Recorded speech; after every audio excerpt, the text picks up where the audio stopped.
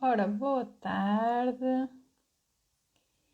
Então, vou aguardar um bocadinho. Cá estamos nós para dar início à nossa live com o Nuno. Ora, vamos então convidar. Ok, eu não consigo aceitar.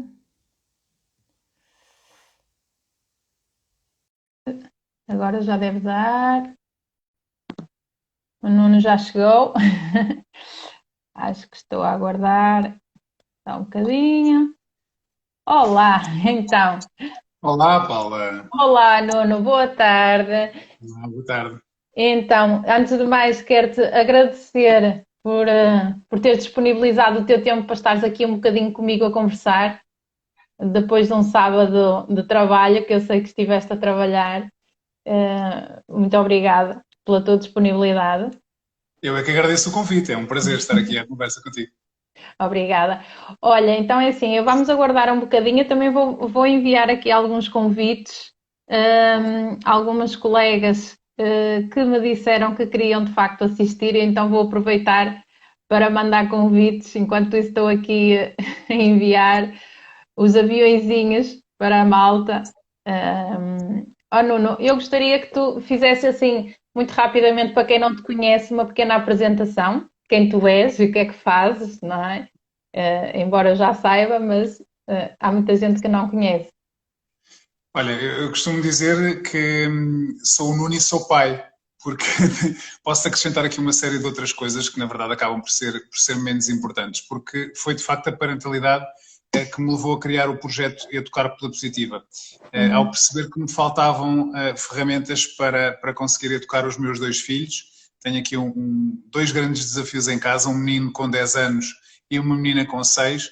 E percebi quando eles ainda eram pequeninos que aquelas ferramentas muito baseadas no autoritarismo, a punição, o controlo, não estavam a dar bom resultado, porque nós achamos Uhum.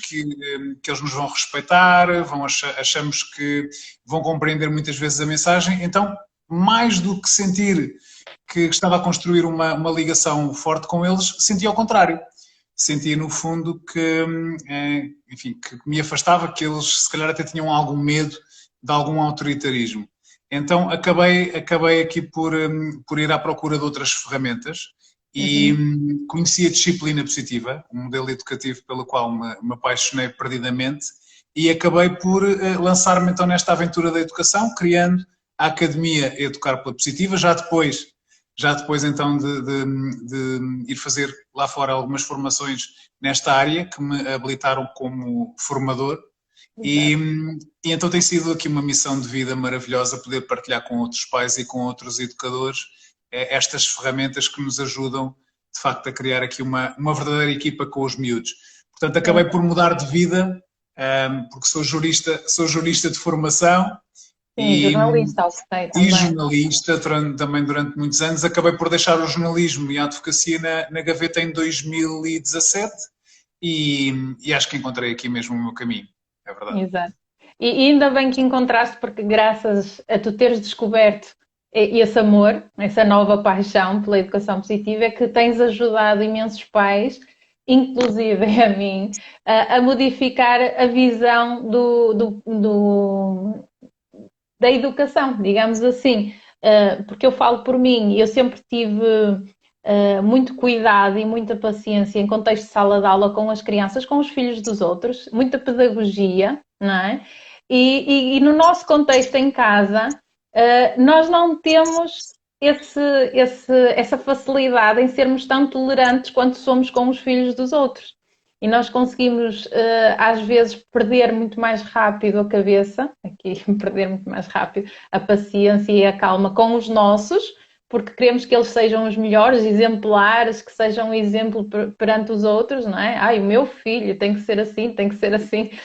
E isso não é assim tão linear, não funciona assim. E de facto, eu quando comprei o teu livro já foi. Eu escrevo sempre. Para mim, os livros são autênticas aprendizagens, são arriscados, são Já escritos. somos dois. Os meus são sublinhados e, enfim, Sublinhados, eu também. escrevo, eu risco, eu rabisco, eu escrevo ao lado, eu faço Uau. apontamentos, setas, tudo.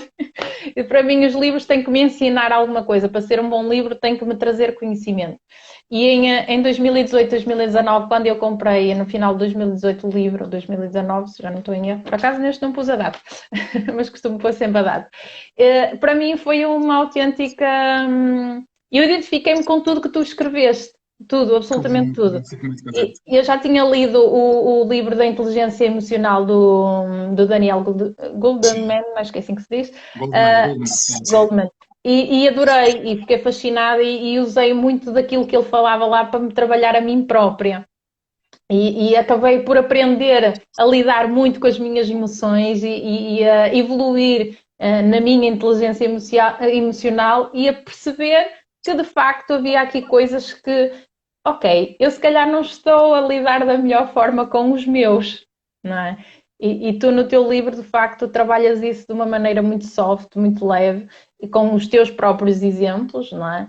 De vida e acabamos nós, por enquanto estamos a ler, nos identificarmos, isto também me aconteceu comigo, isto também foi assim. Sim, Identificarmos totalmente. tentei fazer de facto um livro prático, que fosse uma espécie de guia, mas sem ter a pretensão de educar, porque costumo Claro. dizer sempre que os únicos especialistas nos seus filhos são os próprios pais. Exato. E aquilo que dizias, de facto, faz todo o sentido. Nós, com os filhos dos outros, nós conseguimos ter alguma objetividade.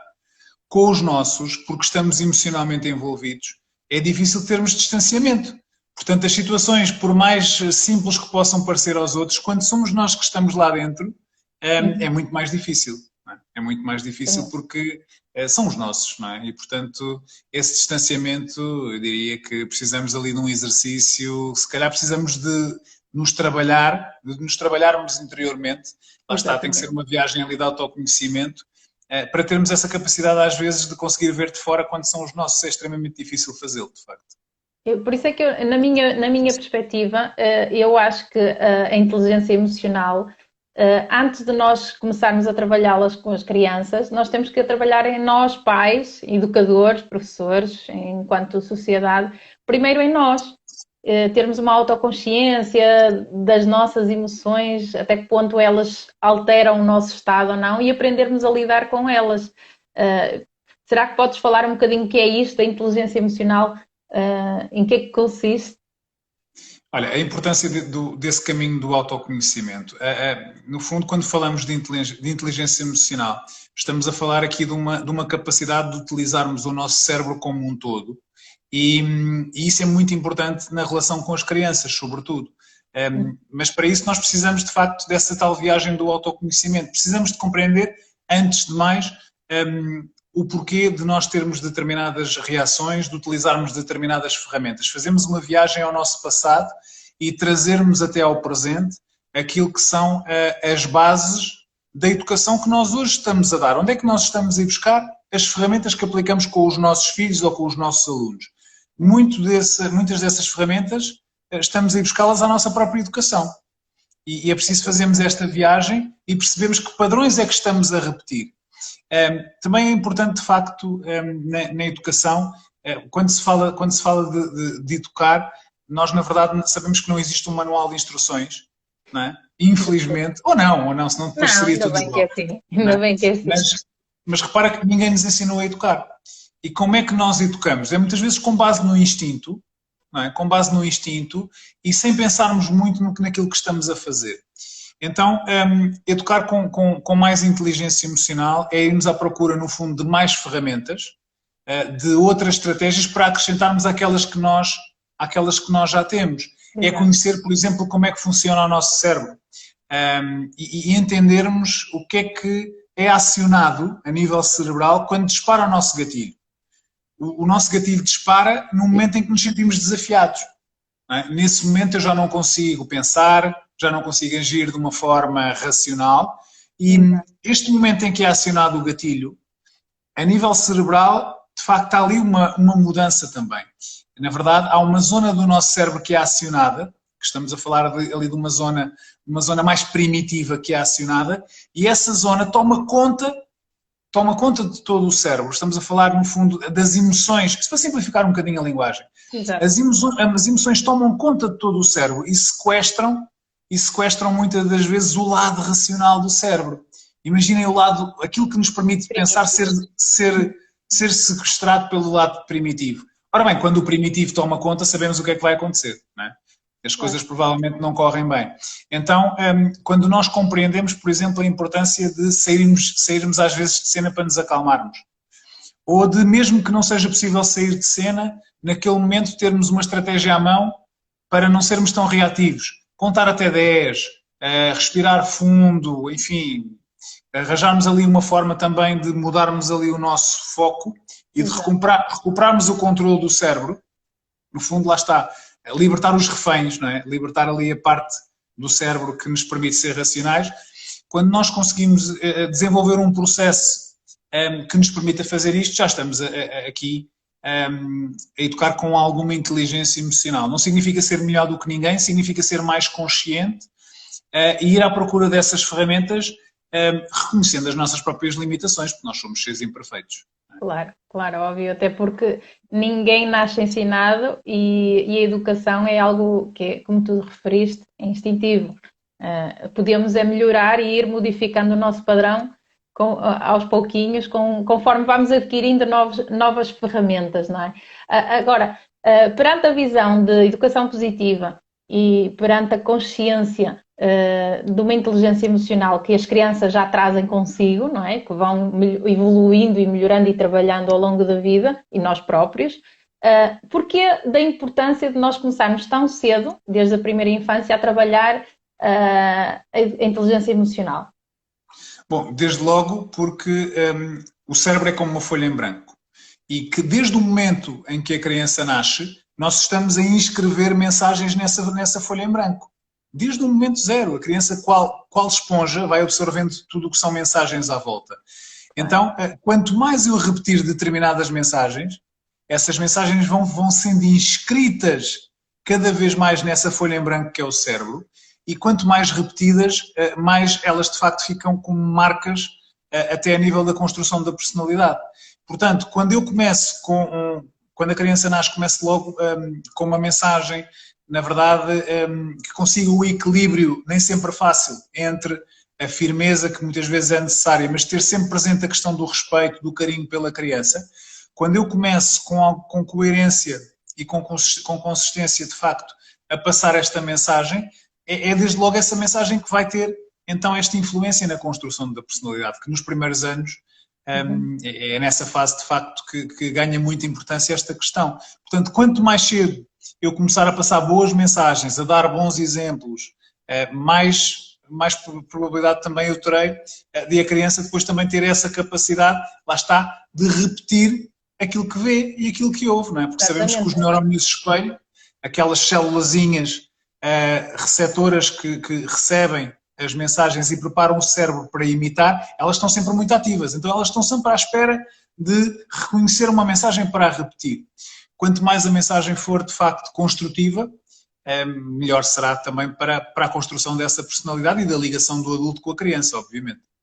É o que nós chamamos em programação neurolinguística, que nós falamos muito de modelagem, não é? É modelagem, exatamente. A modelagem. Nós utilizamos muito a modelagem no sentido de fazer alteração de comportamentos. E é engraçado que nós pais temos comportamentos que são distintivos para atitudes ou evoluções que deveriam ser idênticas. E algo que se calhar tu vais concordar comigo. Por exemplo, quando uma criança está a aprender a andar, não é? Ela cai diversas vezes e nós vamos com aquele incentivo, ok, não faz mal, põe-te a pé, a mãe ajuda, vamos lá, um passinho cada vez, a mãe dá a mão. Sempre que aquele incentivo positivo, pronto, caíste esta vez, na próxima já vai correr melhor, quando começam a dar aquelas primeiras corridinhas e assim.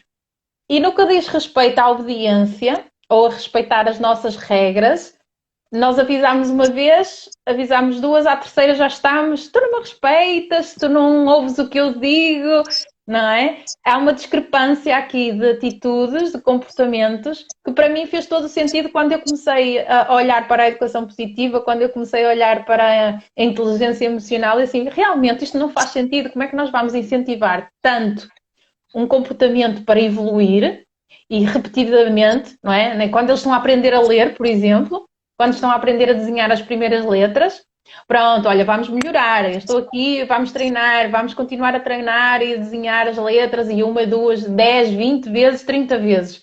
E no que diz respeito à educação da obediência, não é? Nós queremos que seja imediato.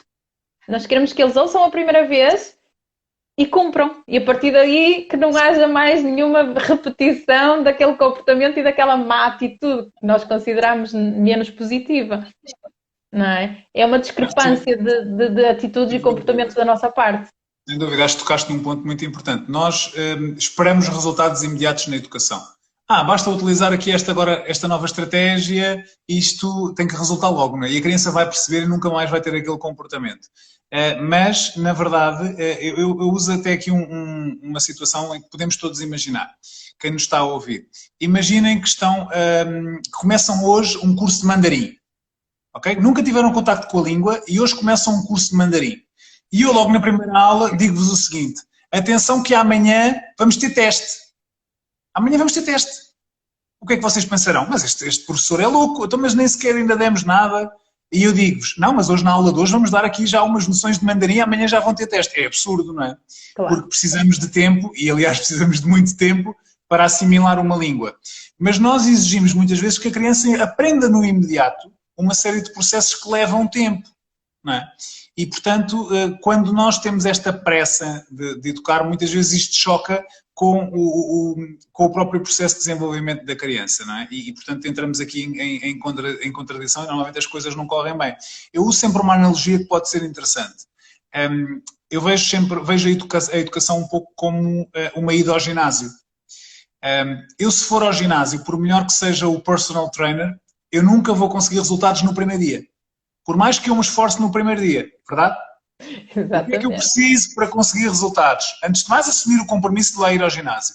E depois preciso de ser paciente, persistente, tenho que me esforçar para colher os meus frutos. Mas também não é certo, não é certo que eu venha a colher exatamente os frutos que queria. Eu queria ali aquele bíceps ali mais tonificado, mas se calhar até pode acontecer por alguma razão não chegar onde eu idealizava. Nível, na educação é a mesma coisa. Tal como numa ida ao ginásio, em que alguns dias, se calhar, não me apetece ir ao ginásio, em que alguns dias vou ao ginásio só para dizer que vou, mas não me esforço, na educação é a mesma coisa. Exige antes de mais compromisso.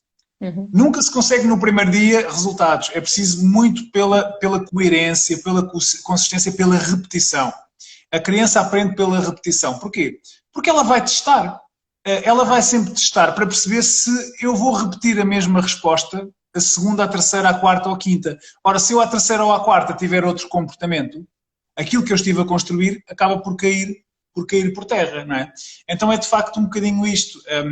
Eu tenho que ser persistente e paciente também para educar e também não é certo que eu venha a colher os frutos, porque pode vir uma tempestade, não é? E levar toda a minha colheita, na verdade. Não é? Uhum. Pode vir uma má companhia, pode vir enfim, há uma série de situações que podem marcar a própria percepção que a criança tem sobre ela própria, sobre os outros e sobre o mundo, como, por exemplo, uma separação, como, por exemplo, a morte de um elemento de referência na família, que podem levar a criança a adotar comportamentos distintos, com base numa percepção que muda sobre ela, não é? Sobre ela própria, que se sente mais insegura, de que se sente, enfim, que perdeu ali o chão. E, portanto, isto de educar, eu costumo dizer que é ao mesmo tempo uma tarefa, se calhar a mais difícil de todas, mas é ao mesmo tempo a tarefa mais maravilhosa de todas. E são os gestos simples, aqueles pequenos gestos que fazem toda a diferença, no fundo. Exato. E quando nós vemos pais que não têm uma consistência de atitudes e de comportamentos, vamos ver isso refletido muitas vezes nos filhos, em que eles próprios andam ali, digamos que meios à deriva, umas vezes muito encaminhados, muito certinhos, e outras vezes completamente perdidos, sem saber muito bem para que lado se ande virar, porque eles próprios, as crianças, no fundo, segundo a minha visão, elas precisam de alguém que os oriente, que as encaminhe, que as deixe, sim, ter uma liberdade de escolha, sim, o seu caminho, de escolher o seu caminho, mas com uma orientação, estando ali alguém ao lado a dizer, olha, atenção, que isto pode acontecer, os prós e os contras, mas tu é que decides, não é? Porque elas vão crescer, como tu dizes, acho que dizes no teu livro, os filhos não são nossos, são do mundo, não é? Então é uma realidade, nós temos que os preparar para viver, não é? E, portanto, não podemos estar a super protegê-los, mas ao mesmo tempo também não podemos estar a ser aqueles pais em que somos muito rigorosos em determinadas alturas e demasiado permissivos no restante do tempo. Acabamos por ter aqui crianças que ficam à deriva sem saber muito bem. Eu julgo que também falas no teu livro, agora não me recordo muito bem, sobre isto dos quatro tipos de pais, não é? E era importante nós fazermos um bocadinho referência a isso. O porquê de sermos, se calhar, mais democráticos, mas ao mesmo tempo assertivos e firmes, não é? Sim, nós na verdade somos um bocadinho de vários estilos. A questão é qual é que é o nosso estilo predominante, Claro. porque normalmente são quatro estilos educativos tradicionais. Estamos a falar do estilo autoritário, que é aquele estilo mais do dedo em riste, do agora fazes porque eu te estou a dizer, em que não há muita tolerância, em que no fundo há um grau de exigência muito alto e há um grau de responsividade ou de resposta baixo às necessidades da criança. Depois temos um modelo democrático, eu diria que é um modelo do equilíbrio, que é o mais difícil de tudo, que é o equilíbrio, no fundo, entre as regras, os limites e as rotinas, mas juntar a estas regras, limites e rotinas o outro lado, que é o respeito pela criança e o amor incondicional que deve estar sempre presente. E depois, para além destes dois modelos, do autoritarismo e do modelo democrático, temos o modelo que é o extremo do autoritarismo, estamos a falar da permissividade, que é onde nós muitas vezes caímos quando nos sentimos culpados de sermos autoritários. Ora, eu estou sempre aos gritos, eu estou sempre sem paciência, estou sempre explosivo, agora deixa-me lá compensar, não é? Compensar fechando os olhos a algumas regras e a alguns limites, ou então comprando a criança, não é? Olha, toma lá isto, não é? E temos ainda um outro estilo, que não é aqui de deixar fora da reflexão, que é o estilo negligente, que à primeira vista nós podemos achar, não, negligentes não somos, mas somos todos um bocadinho, e eu próprio às vezes me revejo pontualmente, acho eu, mas às vezes também me revejo nesse estilo. O estilo negligente não significa a ausência no processo educativo. Às vezes estamos lá, mas passamos a vida a dizer, mas tu não vês que eu estou ocupado? Agora não posso. Isso vai pedir à tua mãe. Não é? Ora bem, quando eu me demito constantemente das minhas responsabilidades parentais ou educativas, podemos falar noutros contextos, mesmo em contexto escolar, por exemplo, não é? Quando eu constantemente não estou disponível, eu estou a ser negligente. Não é? A questão é que nós acabamos por preencher todos os tipos em algum momento e repara, não vale a pena virmos aqui falar da perfeição quando se fala de educação positiva. Sei que é um dos mitos à volta da educação positiva. Isso exige então que eu seja perfeito, porque é educar sem gritos e sem castigos. Tem que estar sempre com um sorriso, nada mais errado. Não é? Eu acredito que na maior parte das vezes, na maior parte do tempo eu consigo ser democrático, mas em alguns momentos também me sai o grito e sou autoritário. Claro. E em alguns momentos eu também fecho os olhos às regras e sou mais permissivo. E se calhar em algum momento também sou negligente quando não tenho a noção de que a criança me pediu, que me pediu de facto para eu estar presente num momento importante para ela. Às vezes até para me mostrar um desenho, aquilo pode ser importante para ela e eu digo, olha, agora não posso. Não é? Portanto, nós preenchemos aqui os vários tipos. A questão é refletirmos sobre qual é o nosso estilo predominante, qual é aquele que mais vezes nós pomos aqui a funcionar. Não é? E é essa reflexão que nos pode também ajudar depois a melhorar. É muito importante que nós pais entendamos que é essencial que nós façamos essa reflexão, que nós consigamos ter essa consciência do tipo de pai que eu sou na maior parte do tempo. Porque é perfeitamente normal nós perdermos a cabeça de vez em quando, nós levantarmos o tom de voz, ou então ora hoje estás nesta posição a comer, pronto, ok, estás cansado, estiveste a brincar ou foste para a piscina ou assim, é normal que não estejas tão bem sentado, vamos ser um bocadinho mais tolerantes, não é? Quando no dia a dia não permitimos que estejam semi-deitados na mesa a comer, não é? É um exemplo em que acabamos por ser um bocadinho mais permissivos, digamos assim. E se nós pais fizermos essa reflexão e tivermos mais consciência do que é que o que é que predominamos em nós enquanto pais, podemos ir moldando de uma forma muito mais eficaz as nossas atitudes e os nossos comportamentos perante os nossos filhos, perante o mau comportamento quando ele acontece, não é? E agora perguntava-te assim, porquê que o modelo de educação dos nossos pais, que os nossos pais nos transmitiram no geral, o modelo de antigamente, não é? Porquê que não funciona nos dias de hoje? Porquê que não é viável ou não é considerado tão eficaz nos nossos dias?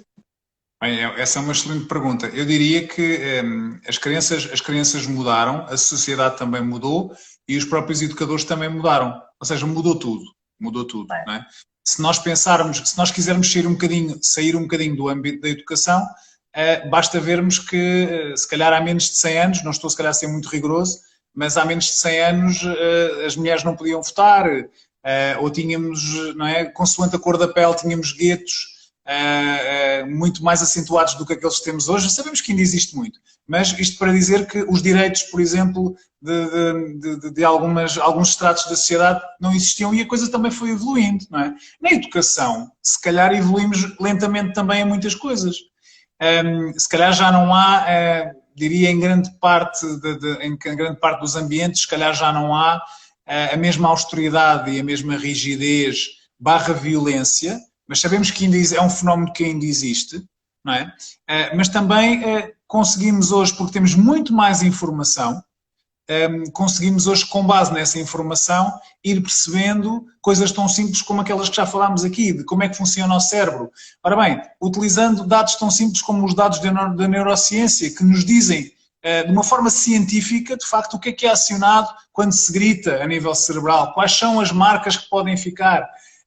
Ora bem, com esta informação toda, isto também nos permite ter aqui uma visão um bocadinho diferente. Mas, sobretudo, e respondendo diretamente à tua pergunta, não quero fugir dela, sobretudo, o que se verifica hoje é que nós, quando olhamos para os resultados desses métodos mais baseados na rigidez, percebemos facilmente que, de facto, eles não estão hoje a resultar.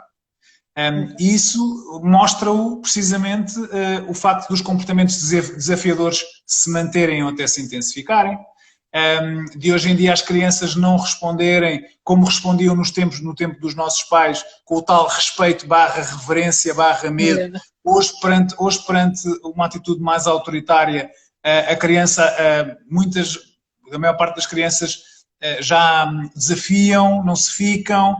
Isto é fruto também, muitas vezes, da tal evolução da sociedade. Os próprios pais hoje, como, lá está, os estímulos são muito grandes também, o ritmo de vida também mudou e é extremamente elevado.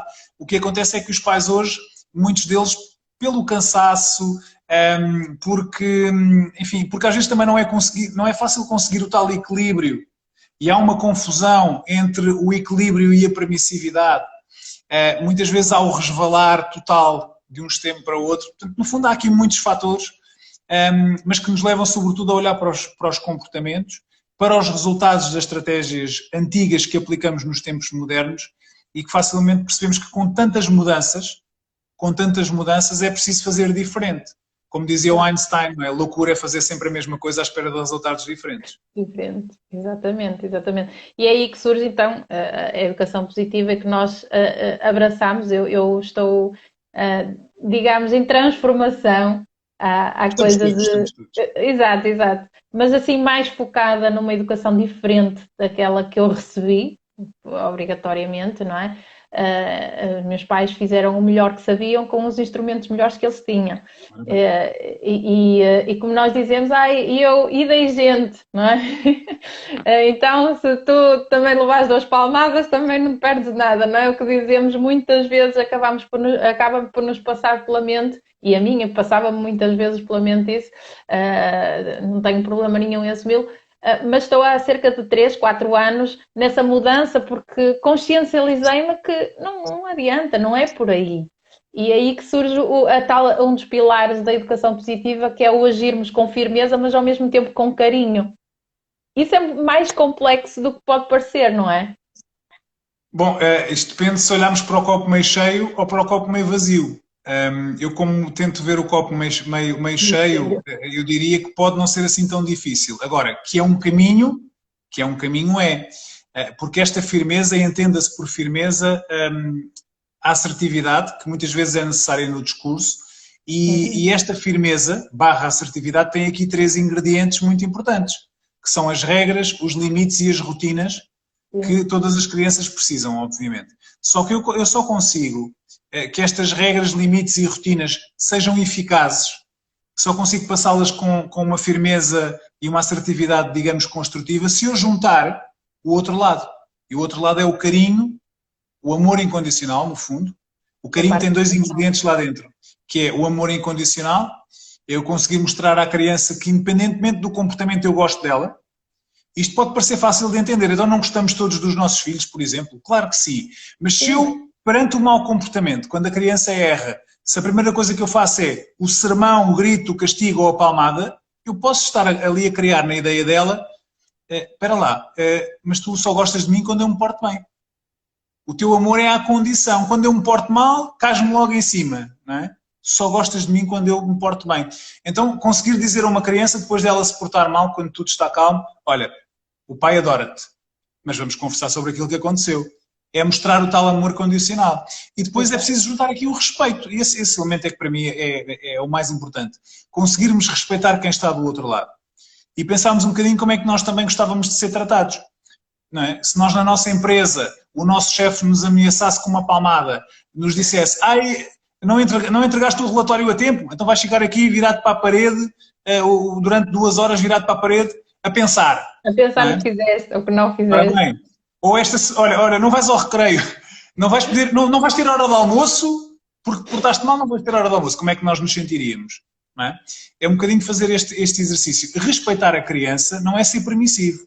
Esse é outro dos mitos à volta da educação positiva ou da disciplina positiva. Ser permissivo é deixar que as crianças façam tudo o que querem e é não assinalar o mau comportamento. Não, os comportamentos menos corretos, eles têm que ser assinalados, não os podemos deixar passar. E tem que ser logo à primeira. Não é? Agora, a questão é como é que o fazemos.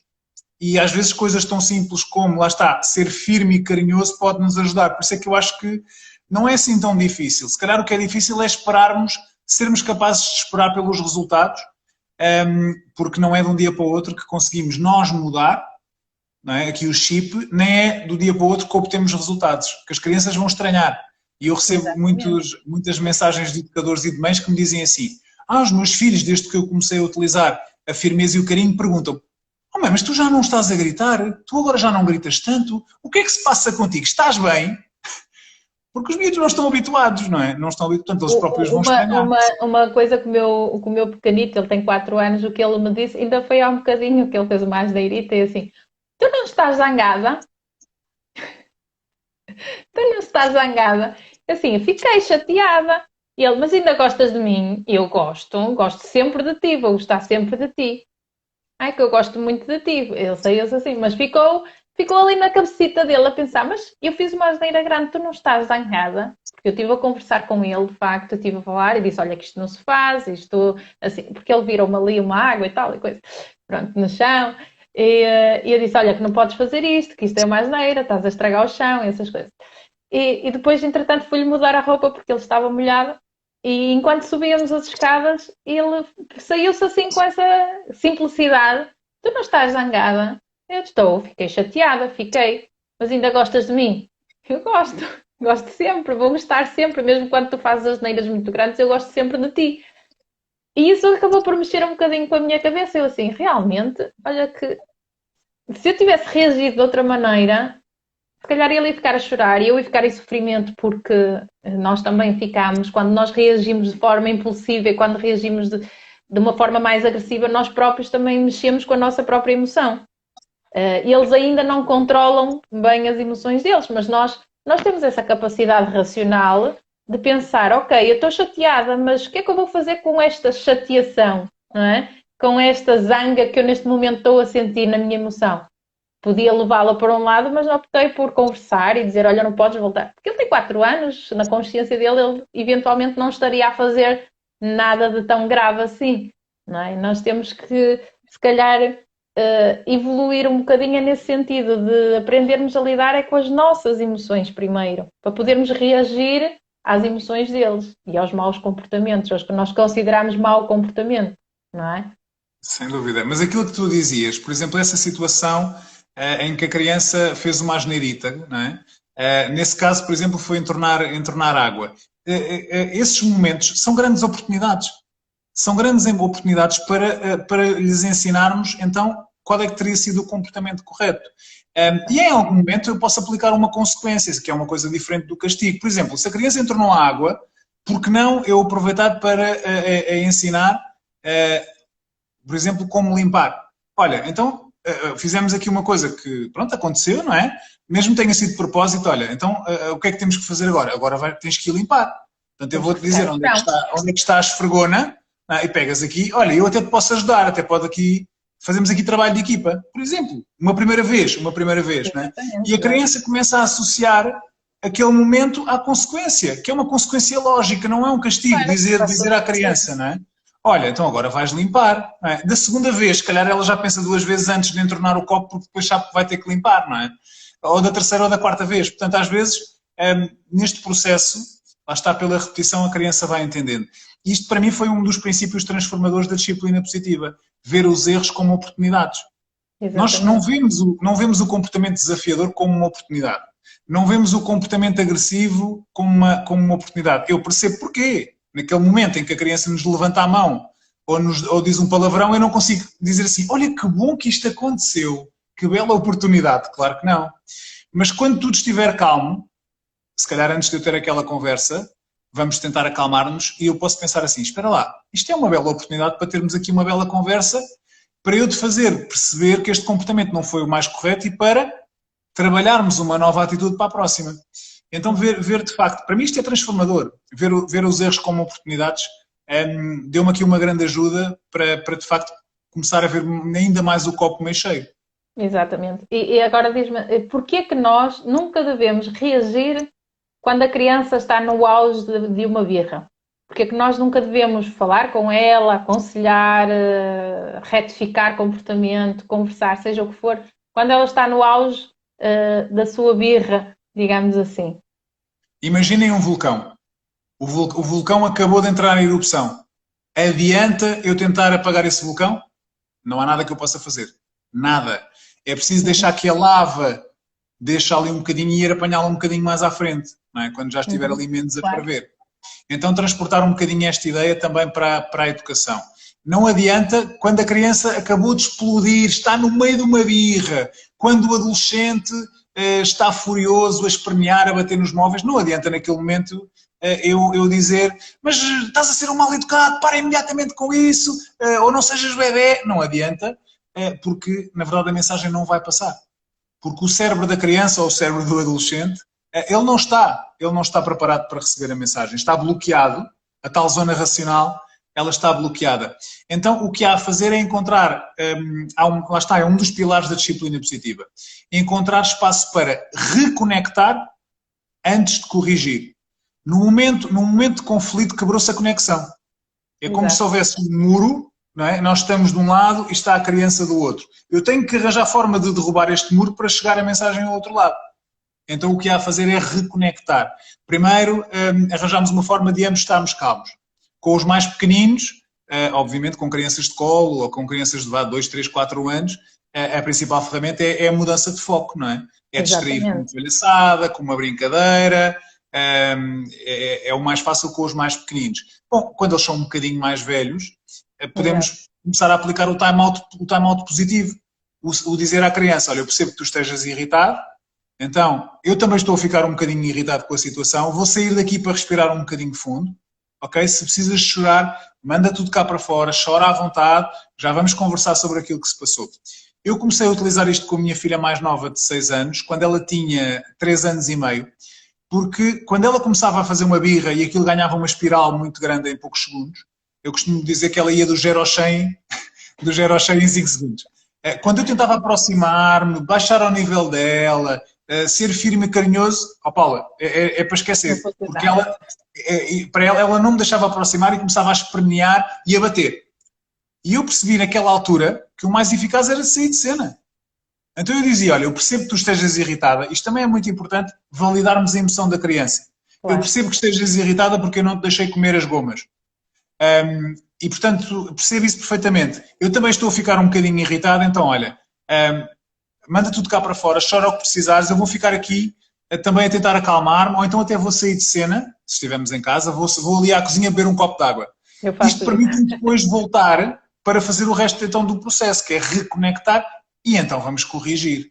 Não é? E o corrigir passa, mais uma vez, pela validação das emoções. Olha, eu percebo que tu estavas muito irritada, não estavas porque eu não te deixei comer aquelas gomas, não foi? Pois eu percebo. Olha, então, mas achas que valeu a pena aquela birra tão grande? Não podíamos ter feito isso de outra maneira? Ficaste super cansada, não é? Já viste como é que tu estás? E conseguiste ter as gomas? Não conseguiste, pois não? Então, da próxima vez, o que é que achas que podemos fazer de diferente? Não é? E, portanto, muitas vezes, o que estamos a fazer aqui, lá está, estamos a modelar o cérebro mais uma vez e a fazer com que o cérebro integre a mensagem com estas perguntas de curiosidade. Ele está a integrar a mensagem e a tentar responder àquelas perguntas. Não é? Pois é, como é que eu me comportei? O que é que eu podia fazer de diferente? E isto é que ajuda, de facto, à mudança, mas é uma mudança lenta, como é óbvio. Claro, nada acontece de um dia para o outro, ninguém evolui, ninguém aprende. Nós próprios, para evoluirmos e aprendermos na nossa própria formação, precisamos de 4, 5 anos de formação académica. Não podemos exigir agora que uma criança desenvolva aptidões, não é? Só porque foi chamada uma vez a atenção. Não é? O que vocês chamam de, na educação positiva, o que nós chamamos de reconectar, em PNL nós chamamos de estabelecer o rapport. E quando ele é quebrado, nós temos que estabelecer novo rapport com a criança, com o adulto, seja como for.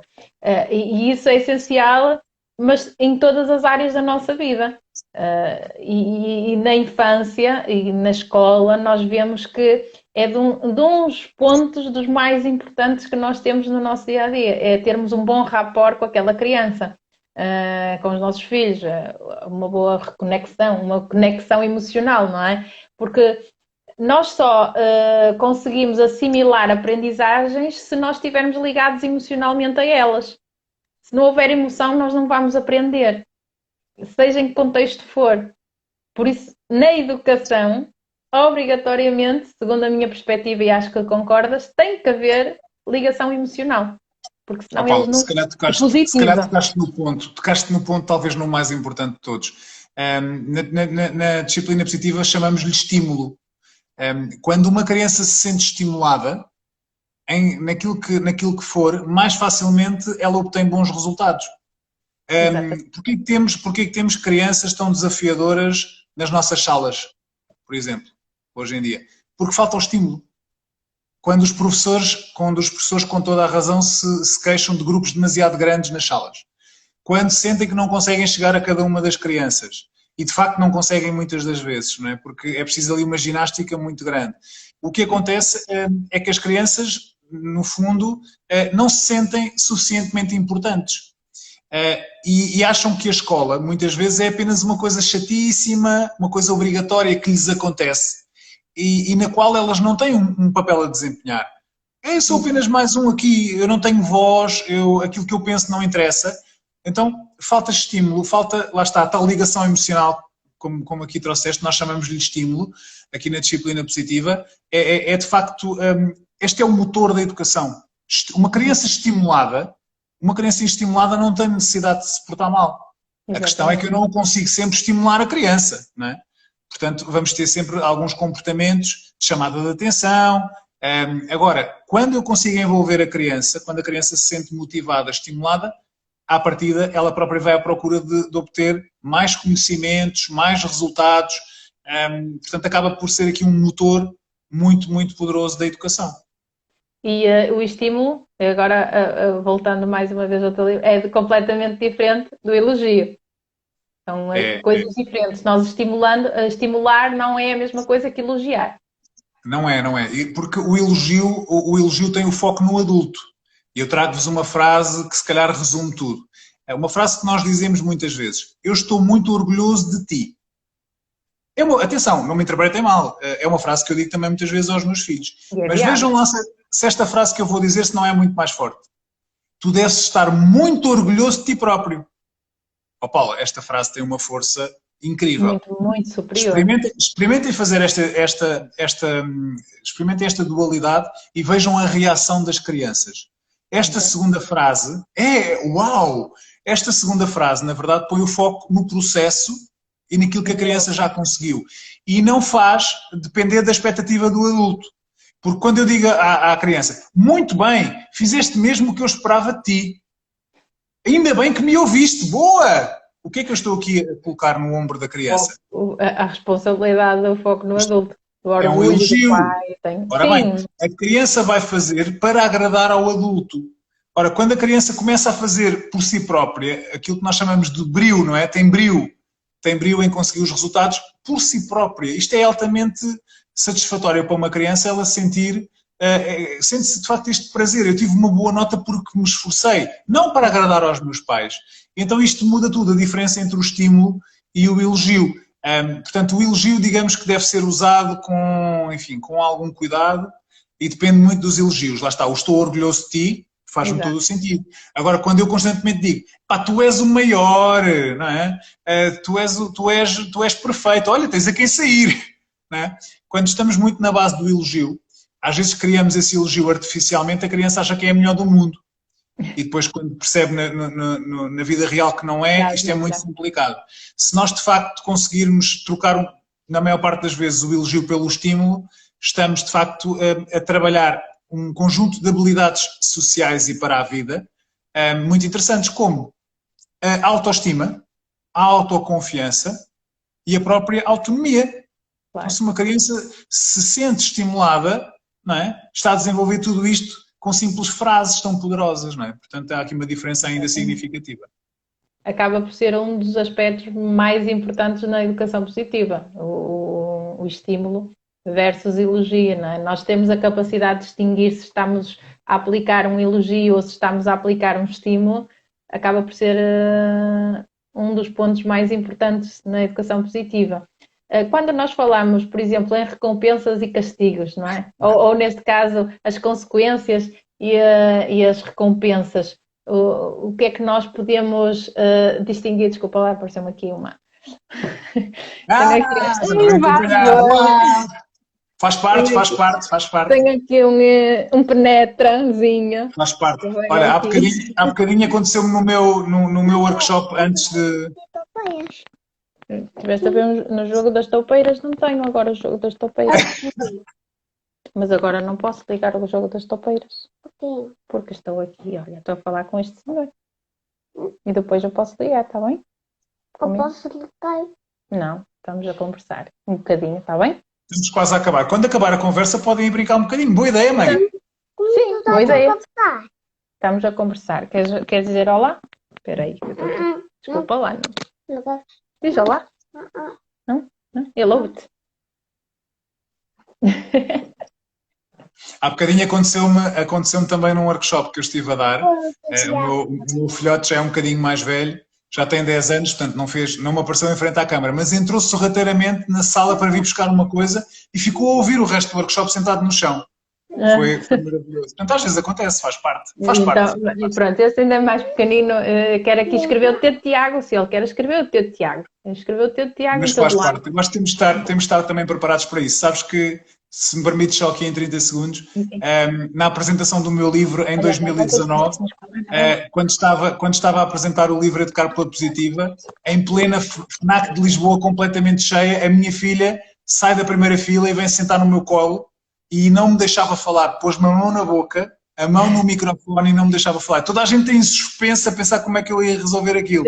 Como é que vais aplicar aí as estratégias, não é? É verdade. Eu tive que respirar fundo, tive que fazer ali uma pequenina negociação com ela. Olha, deixas o pai aqui acabar, queres dizer olá? Ela disse olá, fiz ali uma pequena negociação e depois tive que buscar o olho a quem estava na primeira fila para me vir ajudar.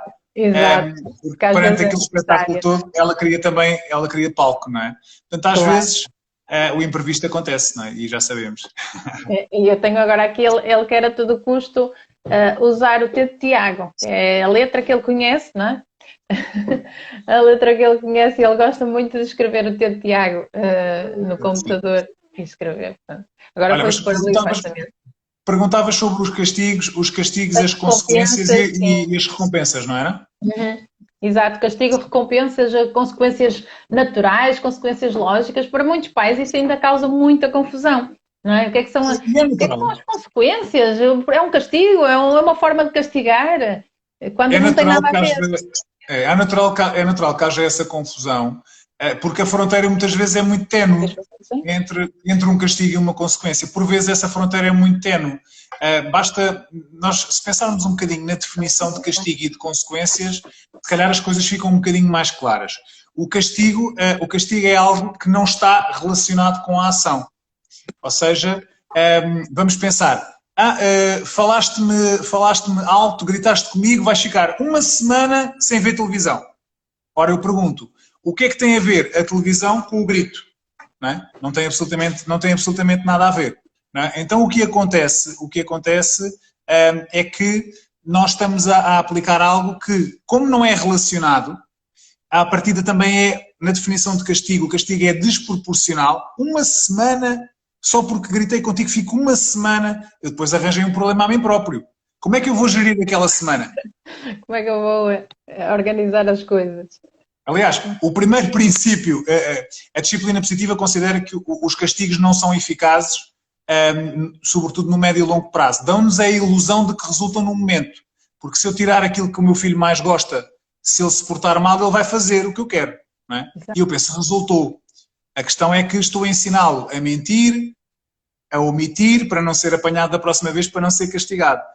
Em vez de trabalhar com ele aquele comportamento e fazê-lo refletir para mudar, eu estou de facto a punir. Então, o castigo na sua definição, por não ser lógico, ou seja, por não haver uma relação causa e efeito, por ser desproporcional, a criança entende-o como algo injusto. Então, o conjunto de emoções que invadem o cérebro da criança são emoções difíceis. Irritação, frustração, humilhação. E não há espaço naquele cérebro para a criança pensar.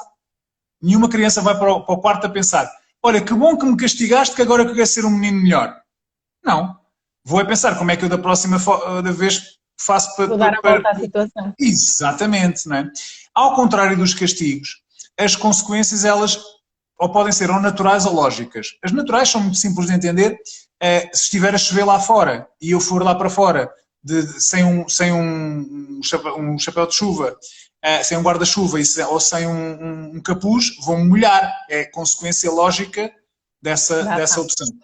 Portanto, é uma consequência natural, aliás. As consequências lógicas, normalmente têm intervenção, não é, humana, digamos assim, e, portanto, elas têm uma lógica.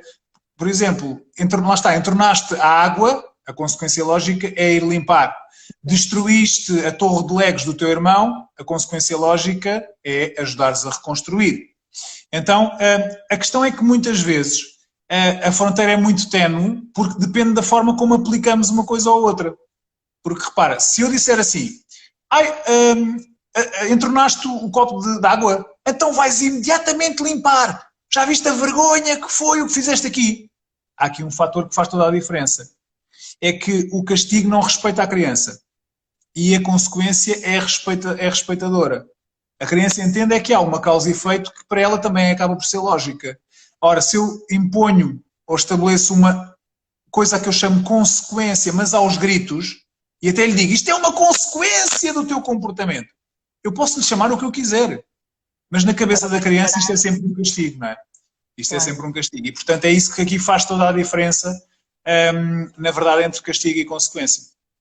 Sim, até porque o que pode muitas vezes acontecer quando isso não está bem assente na cabeça dos pais, é eles acharem que estão a aplicar consequências lógicas e estão, no fundo, a aplicar castigos, não é? Acaba por acontecer esse erro muito comum, até mais comum do que se calhar nós achamos normal, é haver essa aplicação dos castigos em forma de consequências lógicas. não é? Como é que os pais podem fazer um trabalho de entender se estão a aplicar um castigo ou uma consequência lógica ao qual eles acham que é uma consequência lógica? Sim, para já é importante entender não só o que é que os pais sentem quando aplicam determinada ferramenta, e o castigo na sua definição, nós conseguimos à partida depois perceber, para lá, isto se calhar foi muito pesado e se calhar foi injusto, mas há aqui um outro sinal que pode ser muito indicativo, que é a reação da criança perante o que eu aplico. Eu vejo isso pelo meu filho que tem 10 anos. Se eu lhe aplicar um castigo, e às vezes pode-me sair um castigo quando eu quero aplicar uma consequência, também não sou perfeito e posso não conseguir utilizar as minhas ferramentas. Se eu aplicar um castigo, ele fica altamente revoltado. E diz-me, isso é muito injusto, se calhar é capaz de ficar... Se eu lhe aplicar uma consequência lógica, é incrível a diferença. Ele ouve o argumento, encaixa aquilo e muda o seu comportamento. E eu fico parvo. A diferença entre respeitar ou não respeitar, entre aplicar uma coisa que é lógica, que é proporcional, ou uma coisa que simplesmente é arbitrária e é assim como eu te estou a dizer, e não tem que ter lógica, não tem que ter sequer causa e efeito. Não é? Portanto, eu noto a diferença, sobretudo, é na reação da criança. Eu acredito que este é o ponto-chave. É perceber como é que a criança... se calhar, pela forma como tu falas. Ora bem, isso faz toda a diferença. Não é? Isso faz toda a diferença. E depois, um outro indicador é... se a criança, depois nos tempos seguintes, se ela mudou ou não o seu comportamento. Porque normalmente com o castigo, até pode acontecer a criança mudar o comportamento com o castigo, mas muitas vezes é por medo. Não é por a criança ter sido levada a refletir e pensar assim, epá, realmente este não foi o comportamento correto. Não, ela pensa epá, eu não quero voltar a ser castigado, se eu voltar a fazer isto vai ser para não ser apanhado. Vou arranjar forma, isto aconteceu comigo na minha infância. Eu sempre fui muito ligado ao desporto e adorava jogar futebol. E os meus pais proibiram-me de jogar a bola na minha infância porque eu tinha problemas respiratórios naquela altura. Epá, tirarem-me aquilo que eu mais gostava era como um castigo. Não é? Ora, o que é que eu fiz? E se me apanhassem a jogar a bola, porque diziam que eu não podia suar roupa no corpo, que fazia-me mal. Se eu fosse apanhado a jogar a bola, punham-me de castigo no quarto uma tarde inteira, sem poder fazer nada, quase às escuras, vejam bem. E então, o que é que eu aprendi com isto?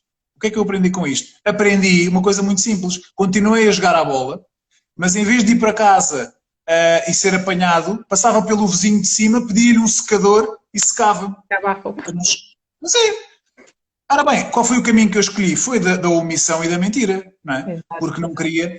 Portanto, quando a criança não se sente minimamente ouvida nem compreendida, ela depois tem que evitar, só se for masoquista, não é? Ela não quer sofrer na pele novamente os castigos, não é? Exatamente. Se ela puder escapar, ela escapa. Claro. É algo que, por exemplo, nós em programação neurolinguística nós falamos e se calhar depois muitos pais também não têm consciência disso. Todo o comportamento tem uma intenção positiva, mesmo que essa intenção não seja a mais benéfica para a criança, não é? Lá por trás daquele mau comportamento ou daquela falha de comportamento, existe uma intenção positiva. E se nós, antes de reagirmos, se nós pensarmos assim, ora bem, qual é a tua intenção ao teres este comportamento? Não é? Se calhar nós já não vamos reagir, já não vamos ser tão reativos, não é? No castigo, na agressão verbal ou no grito, não é? Porque vamos nós próprios também refletir, ora, o que é que te levou a ter esta atitude, este comportamento? Se calhar depois vamos conversar e perguntar à criança mesmo, olha, mas porquê que tu tiveste este comportamento? O que é que tu estavas a sentir? Como é que tu estavas a sentir para tu teres este comportamento ou esta atitude, ou seja, o que for que nos chamou a atenção como sendo não aceitável, não é? Porque existe sempre uma intenção positiva no subconsciente das pessoas, mesmo nós adultos. Nós adultos às vezes temos comportamentos que não são tão positivos para nós próprios, por exemplo, quando estamos a procrastinar, não é? Mas existe uma intenção positiva por trás desse comportamento. A PNL defende que existe sempre uma intenção positiva. E existe. Nós, se refletirmos um bocadinho, existe. Ou é a fugir daquela atividade que é uma seca que nós não gostamos e então acabamos ou por estar no telemóvel mais tempo que o que devíamos, ou vamos fazer 1001 tarefas, mas aquela fica encostada. Existe sempre uma intenção positiva de todos. E na educação e nas crianças ainda mais. E essa omissão era a tua intenção positiva, o fugir, o ir ao vizinho, secar o cabelo, a roupa, era a tua forma que tu encontraste de fugir à punição, não é? Encontraste ali o teu comportamento que não era correto, não é? Mas tinha uma intenção positiva por trás, que era poderes continuar a jogar futebol. E se nós, pais e educadores, tivermos isso em consciência, essa intenção positiva leva-nos também a refletir um bocadinho sobre a mensagem por detrás da intenção, não é? Porque por detrás do que nós chamamos do tal mau comportamento está sempre uma mensagem. E muitas vezes está uma frase muito forte que a criança não consegue dizer e que nos está a querer passar com o comportamento. E que até é bastante simples. Eu sou apenas uma criança e só quero ser importante para ti. E esta frase é poderosíssima, não é? Nós é que muitas vezes não conseguimos ver. Mas é isto que muitas vezes as crianças nos estão a querer passar. E fazer este mergulho nas razões, à procura das razões ou da tal intenção por trás de um mau comportamento pode ser muito, muito revelador, de facto. Conseguirmos fazer este mergulho para trazermos ao de cima e irmos para além da ponta do iceberg. Porque nós só vemos a ponta do iceberg. E essa ponta do iceberg é o comportamento. É a birra, é a criança que levanta a mão, é a criança desafiadora ou agressiva, ou aquela criança até que nos diz: eu não presto para nada, tu não gostas de mim, faz tu por mim que eu não consigo. Há sempre uma mensagem escondida. Mas o que eu vejo é a tal ponta do iceberg, que são estes comportamentos.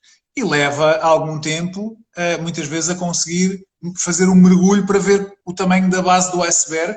E perceber que essa base do iceberg às vezes é enorme, não é? E trabalhá-la leva de facto o seu tempo. E também às vezes temos que, para fazermos esse mergulho, temos às vezes que trazer ao de cima algumas feridas que ainda não estão cicatrizadas na nossa própria infância, e vamos encontrar algumas das razões também das nossas respostas na nossa própria infância e naquilo que nós também passamos, não é? Portanto é um processo que nem sempre é muito fácil e que muitos de nós não estamos dispostos também a passar por eles. Mas é um processo que pode ser muito interessante e que nos pode ajudar então a construir ligações mais fortes e encarar com mais confiança também a educação. Olha, estou a ver aqui alguns comentários, obrigada a todos que deixaram aqui bastantes comentários. O castigo não gera responsabilidade ou autorregulação. A consequência prevê a aprendizagem e a participação do envolvido e a integração emocional, diz aqui Amor de Educação. A Conceição, olá, obrigada por assistires. Tenho aqui outra colega da sala de aula para a rede. Na minha sala não existem castigos. Sempre que acontece algo, eles levantam o dedo e explicam o que aconteceu. Depois falamos sobre o assunto. Normalmente funciona. E também eu vi aqui um comentário que eu achei muito interessante. Deixem ver se eu consigo descobrir novamente. Que referia que a educação positiva deveria ser uma formação obrigatória para professores.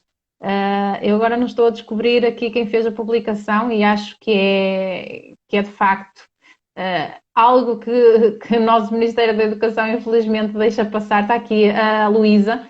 Educação positiva deveria ser disciplina obrigatória na formação dos professores e educadores. Ensinar pelo estímulo. Saber chegar aos alunos emocionalmente não é intrínseco a todos, infelizmente, porque isto nós também aprendemos, não é? Nós não nascemos ensinados e a nível das práticas pedagógicas, eu falo por mim, na minha formação, a nós nunca nos ensinaram a parte da emoção, da inteligência emocional, mesmo a nível da psicologia, nós abordamos muito na psicologia do desenvolvimento, mas a parte da inteligência emocional não foi amplamente abordada, não foi amplamente trabalhada, então eu acho que deveria sim, de facto, a nível das universidades, ser algo que devia ser apostado, haver uma parte do semestre que fosse dedicado ao ensino da educação positiva, da inteligência emocional na criança, porque só assim é que nós vamos conseguir evoluir, porque nós termos professores e educadores mais capacitados no que diz respeito à inteligência emocional, iria beneficiar muito as nossas crianças, mesmo. Eu acredito que sim, nós somos um bocadinho suspeitos, obviamente, para falar disso, não é? Portanto, eu tenho que subscrever, obviamente, a 100%. Eu acho que vamos lá chegar, mas acho que antes disso precisamos desfazer mitos. E os mitos, infelizmente, os mitos ainda são aqui, estão muito enraizados. Quando se continua a achar que a educação positiva é ser permissivo. quando Pois. quando se continua a achar que é deixar que as crianças façam tudo e que é ter que ser perfeito. Não é? Em nenhum momento sair o grito, em nenhum momento eu ter uma atitude ou uma resposta mais ríspida, como se isso fosse possível. Quando continuarmos a achar, e eu já vi isto escrito por grandes supostos especialistas em educação, nomes bastante conhecidos da nossa praça, quando eu vejo escrito que a educação positiva põe uma pressão extra em cima dos ombros dos pais e dos educadores, porque exige que eles de facto sejam perfeitos. Ora bem, estes mitos todos, se calhar são estas vozes que chegam muitas vezes a quem manda, não é? Agora, não deixa de ser sintomático que há aqui uma mudança, a procura que há cada vez mais por parte, não só de pais, mas sobretudo de educadores, quem trabalha em contexto de sala, a procura cada vez maior que eu sinto por este tipo de ferramentas, que eu não gosto de chamar de ferramentas alternativas, porque parece que estamos a remeter para uma seita, não é? Uma seita que tem ali umas ferramentas alternativas, nada disso, nada disso. Estamos, na verdade, a falar de dados concretos, de muitos estudos também sobre os efeitos destas ferramentas, de dados também científicos de neurociência que são trazidos nestas formações, e o que eu sinto, porque é também o relato que eu tenho, sobretudo dos educadores, dos professores, é que quando se sai de uma universidade, sai-se com a teoria toda. Se calhar com algumas ferramentas, obviamente. E depois, aprende-se muito no terreno. Aprende-se com as crianças, sobretudo, não é?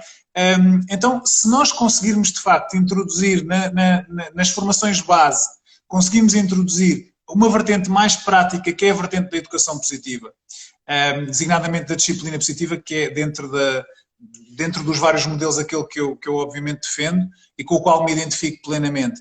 Estamos a introduzir então no sistema educativo uma vertente muito, muito, muito prática de ferramentas, de estratégias que vão capacitar quem depois vai entrar então nesse circuito, digamos assim, e que vai lidar com crianças com essa missão de vida tão importante e com essa responsabilidade, muito mais capacidade para dar resposta aos desafios e, consequentemente, a possibilidade de, mais tarde, essas crianças irem a ser adultos muito mais felizes, como é óbvio. Isso vão ser de certeza absoluta. E deixa que te diga, eu a partir do momento que eu comecei a absorver a educação positiva, como já referi, há 3, 4 anos, para mim, ficou muito mais fácil o trabalho em contexto de sala de aula. Facilita imenso.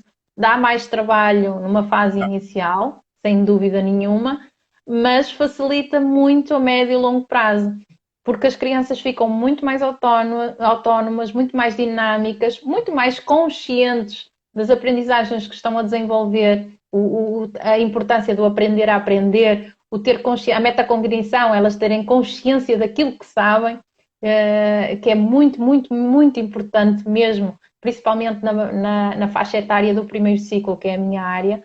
É essencial que eles tenham, de uma forma muito mais consciente, o lugar que eles ocupam enquanto sociedade, porque eles estão inseridos numa sociedade, a sociedade deles, não é? Mas estão inseridos numa sociedade, e terem consciência daquelas emoções, das emoções, que todas elas, não existem emoções positivas nem negativas, são emoções, não é? E elas fazem parte do ser humano. E saber que elas existem, que estão a senti-las naquele momento, mas que podem decidir se querem manter aquela emoção ou se podem mudá-la, não é? Eles podem mudar aquela emoção. Mas eu quero ficar zangado, eu quero ficar chateado o resto do meu dia, ou então eu vou deixar para lá, vou deixar passar, vou falar com o meu amigo que me magoou e depois vou ficar bem disposto, vou ficar feliz, ou prefiro ficar zangado o dia todo? O que é que será mais benéfico? Eles, a fazerem essa reflexão, eles próprios, não há nada mais enriquecedor e mais vantajoso para nós, porque acaba por facilitar imenso o nosso trabalho em contexto de sala de aula. E se mais professores tiverem essa consciência e trabalharem a educação positiva também em contexto de sala de aula, eu acho que o trabalho fica facilitado, mas muito mais facilitado a longo prazo, sem dúvida nenhuma. E é tão importante essa validação das emoções, não é? Permitir às crianças não só que sintam, mas que possam exprimir as suas emoções. Porque, de facto, ajudando as crianças a fazê-lo, estamos a trabalhar ali o autoconhecimento. Uma criança que se conheça, que lhe seja permitido sentir, percebendo que, de facto, não há as tais emoções negativas. Eu chamo, no fundo, aquelas emoções como a raiva, a frustração, como emoções difíceis, mais difíceis de gerir. Mas são emoções importantes que também fazem parte e, mais uma vez, são boas oportunidades. Quando elas surgem, boas oportunidades para depois, nós, enquanto orientadores que somos, ajudarmos a criança a refletir um bocadinho sobre aquilo que sentiu, a falar sobre isso, dar nomes às próprias emoções e fazer a partir daí também um trabalho para a capacitar depois também a enfrentar os próximos desafios, até com novas soluções. Mas isso é um trabalho que tem que ser feito em conjunto com a criança, que leva também o seu tempo.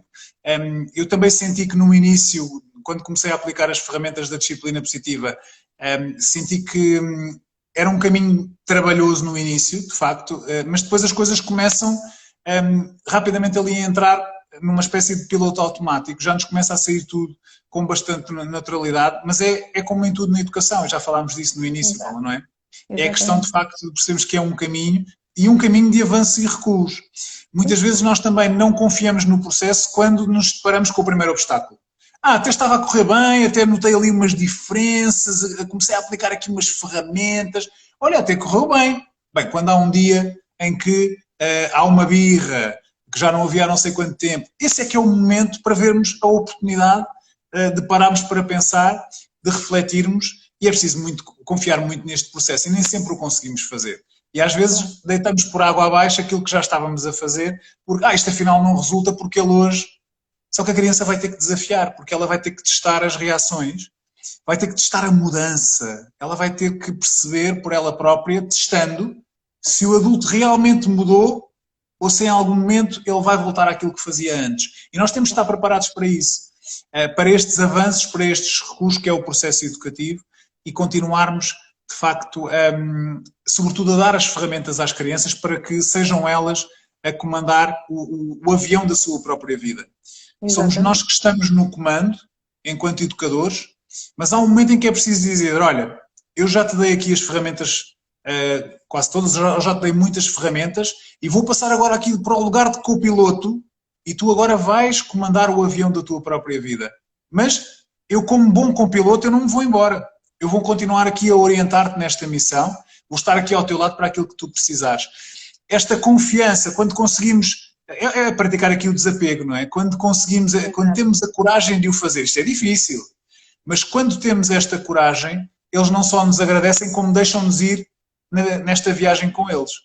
Quando nós teimamos em agarrar-nos ao volante do avião da vida deles, há um momento em que eles nos atiram do avião que é a vida deles e não nos põem sequer paraquedas, não é?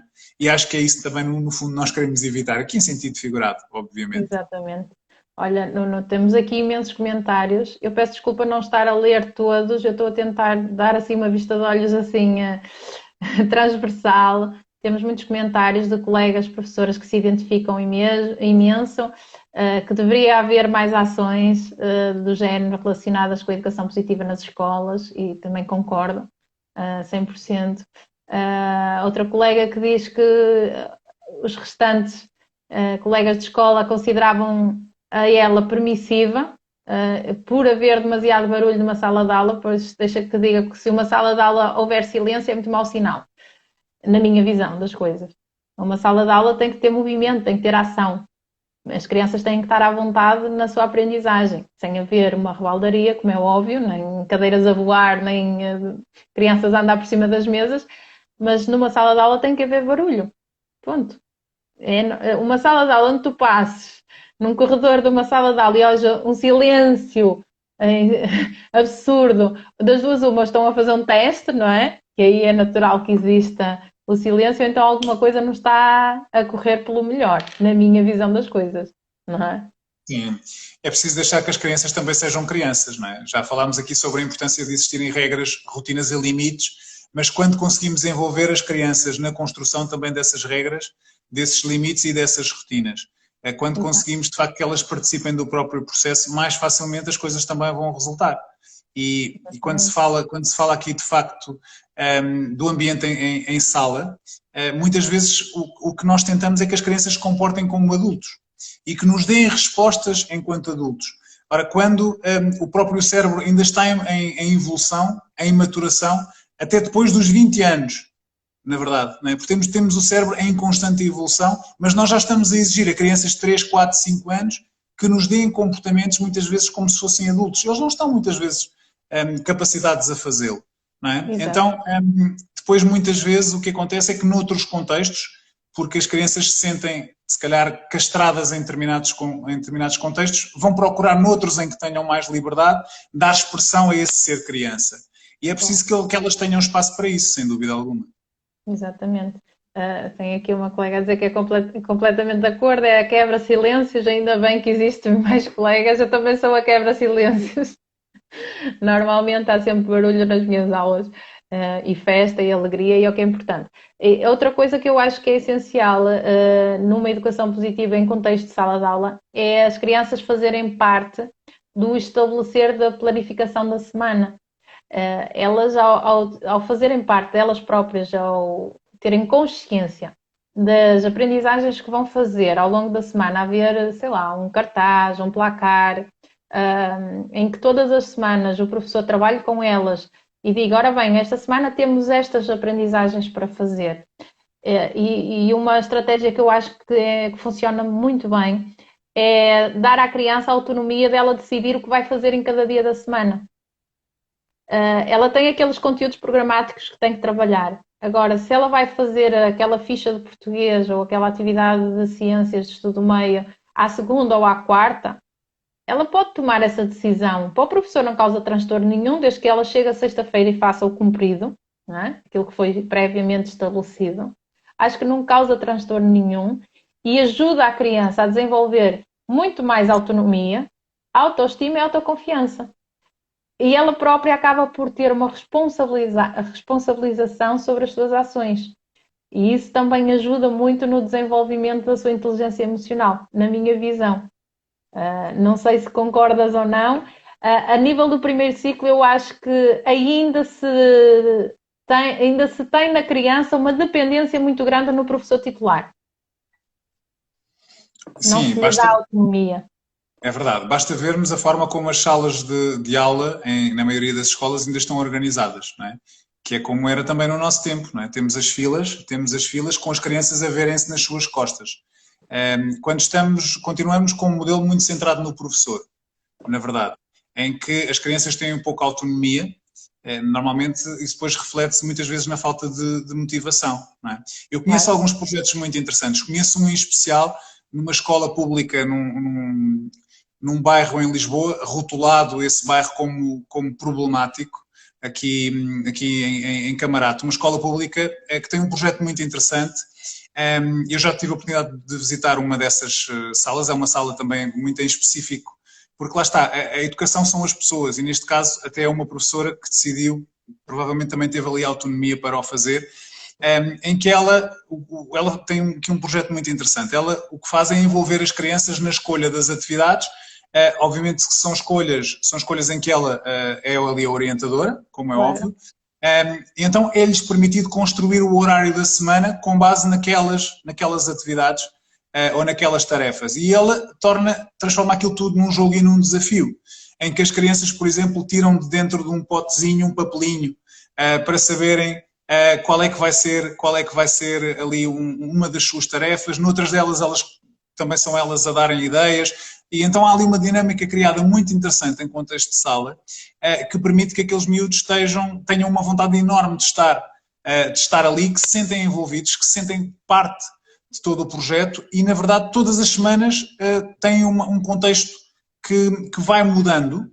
Obviamente tem que haver alguma previsibilidade em algumas coisas e, como é óbvio, as crianças precisam também de alguma rotina, mas o que ali eu vi e sublinho como muito positivo, porque vi os resultados, é sobretudo ver as crianças extremamente motivadas por serem chamadas a participar e por, no fundo, estarem a ser estimuladas também a desenvolverem os seus gostos pessoais. É chamado Movimento Escola Moderna, segundo a indicação aqui da Teacher Life Rocks. Tem pontos de contacto. É movimento de escola moderna, sim, idêntico. Sem dúvida. E de facto, faz-me lembrar aqui uma frase muito, muito poderosa também do Rudolf Dreikurs, que foi um psicólogo austríaco em cuja obra também se baseia a disciplina positiva, não só na obra de Drakers, mas também de Alfred Adler, e foi com base na obra destes dois senhores que depois nasce a disciplina positiva, no final da década de 70, pelas mãos da Jane Nelson e da Lynn Lott. E há uma frase muito forte do Drakers, que é a criança precisa de estímulo como uma planta precisa de água. E, portanto, esta comparação, que acaba por ser interessante, em primeiro lugar, nós temos que conhecer bem que planta é que temos à nossa frente. E perceber que cada criança é única, como cada planta será única. Perceber que, se calhar, uma rosa não precisará dos mesmos cuidados de um cato. São cuidados diferentes. Eu tenho que perceber que planta é que tenho à minha frente e depois, lá está, conhecendo-a a fundo, perceber como é que eu a posso estimular da melhor forma, como é que eu posso regar aqui esta minha planta para ela florescer. Não é? E esse estímulo, na verdade, pôr-nos aqui um bocadinho a pensar sobre o facto de cada planta ou cada criança ser única, exige-nos irmos um bocadinho mais além, mas também pode servir aqui de estímulo, não é? Conhecermos bem cada um dos nossos miúdos, envolvê-los para construirmos aqui uma verdadeira equipa. E este conceito, ou esta ideia da planta que deve ser regada, a mim diz-me muito e resume muito do que para mim também é a educação.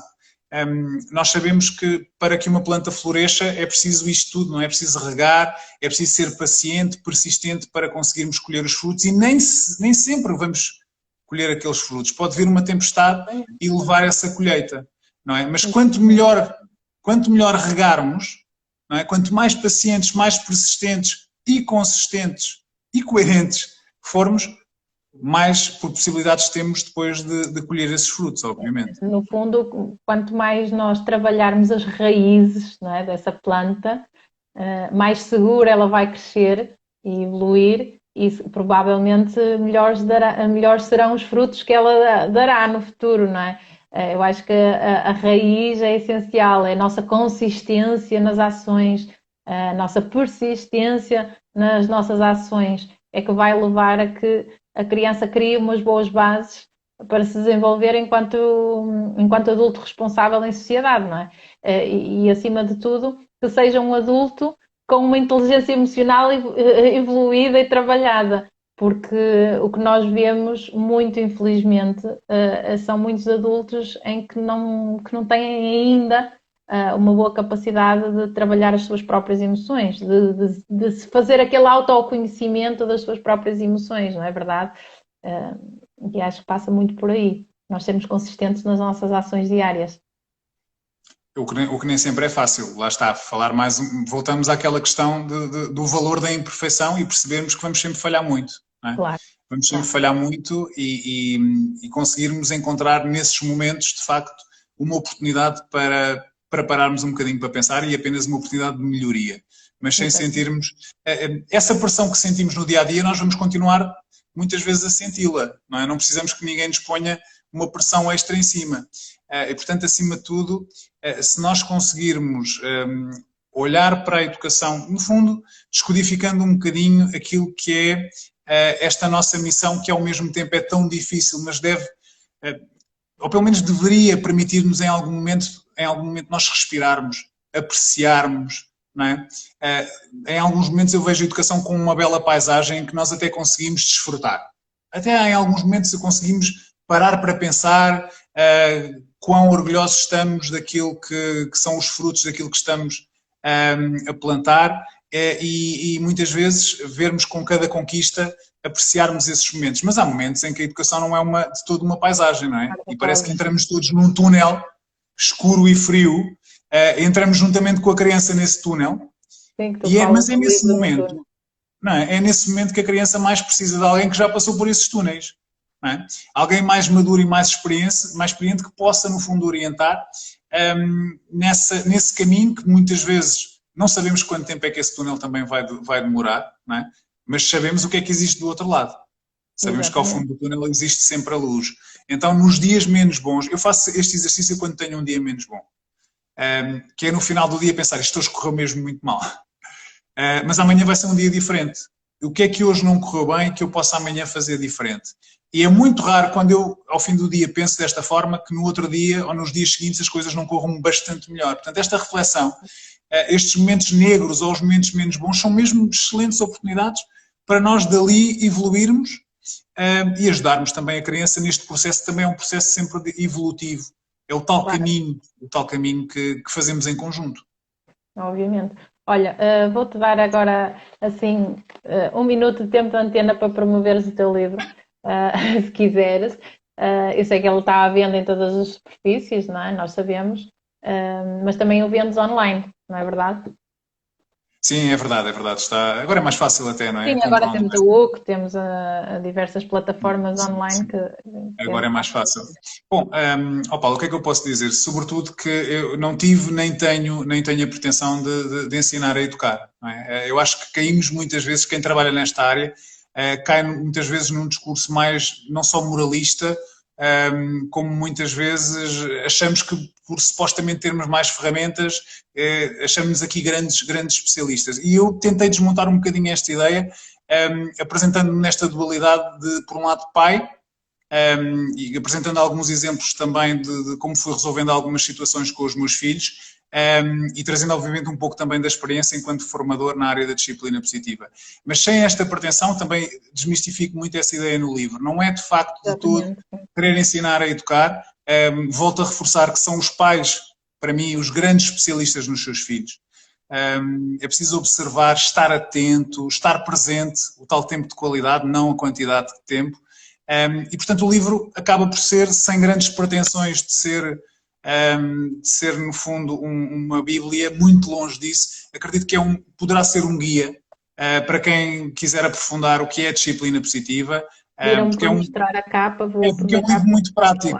Eu procurei que ele fosse muito prático, com muitas ferramentas, mas partindo sempre da ideia de que não existem varinhas mágicas na educação, não existem receitas mágicas e a disciplina positiva não é uma varinha mágica. Nós não há nada que nos permita estalar os dedos e resolver questões na educação. Educar dá trabalho, exige de facto tudo aquilo que nós aqui falamos. Agora, quanto mais ferramentas tivermos, e quando eu falo de ferramentas, às vezes esta ideia de ferramentas, não é, que fica assim um bocadinho no ar, estamos a falar no fundo de estratégias. Já falámos aqui de tantas, já falámos do antecipar, já falámos aqui de dar opções limitadas. Uma que não falámos ainda aqui, que é fazer boas perguntas de curiosidade. Em vez de eu dizer à criança, veste o casaco imediatamente que está frio lá fora. Perguntar à criança, olha, nós vamos sair agora, o que é que te falta fazer para não teres frio lá fora? Já viste a força que tem uma boa pergunta de curiosidade? Portanto, quando falo em ferramentas, no fundo, quero falar aqui de estratégias. É um livro com muitas estratégias e com muitos casos práticos. No fundo, é um livro que eu pretendo que seja de leitura fácil e que possa ajudar nesta missão. Já não me recordo bem, mas acho que eu li este livro assim numa tarde. Foi assim, absorvi logo assim, lápis e marcador assim ao lado. É de muito fácil leitura, lê-se lindamente. E depois eu acho que quem é pai e mãe vai-se refletir em muito do que está aqui escrito, o que é ótimo. Nós identificámos-nos muito com coisas que aconteceram. Eu tenho uma mais velha com 9 anos e tenho o Tiago com 4. E refleti-me quando estava a ler, eu disse, Mariana, é isto, é assim, é tal e qual, é isto, é assim, é assim. A situação que tu descreves lá do iogurte, dar a opção, e assim, olha, tal e qual, como ela também fez. Hoje em dia ainda tenho alguns stresses com a mais velha relacionados com a comida, porque ela é muito seletiva na comida, tem essa condição. E acabamos por ter assim sempre alguns atritos à refeição, digamos assim. Mas aqui vai da tal firmeza com carinho dos pais e acabo por não ceder porque não há opção da refeição em si. Quando é um snack, um lanche, eu não me importo nada de ceder. Duas opções que eu considero viável, como diz, banana ou maçã, é indiferente, não é? Agora na refeição no prato da comida aqui não há opção, ele tem que comer aquilo que os outros membros da família também comem, como é óbvio, e acaba sempre por haver assim alguns atritos, alguns stresses, e tem sido de facto uma luta. E a educação positiva ajuda bastante, ajuda porque aos pouquinhos nós notamos que vai lá, demora, leva o seu tempo, mas vai lá, aos pouquinhos nós vamos conseguir, não é? E todos nós falhamos, todos nós há um dia que não estamos com paciência para estar a aguardar que a birra passe.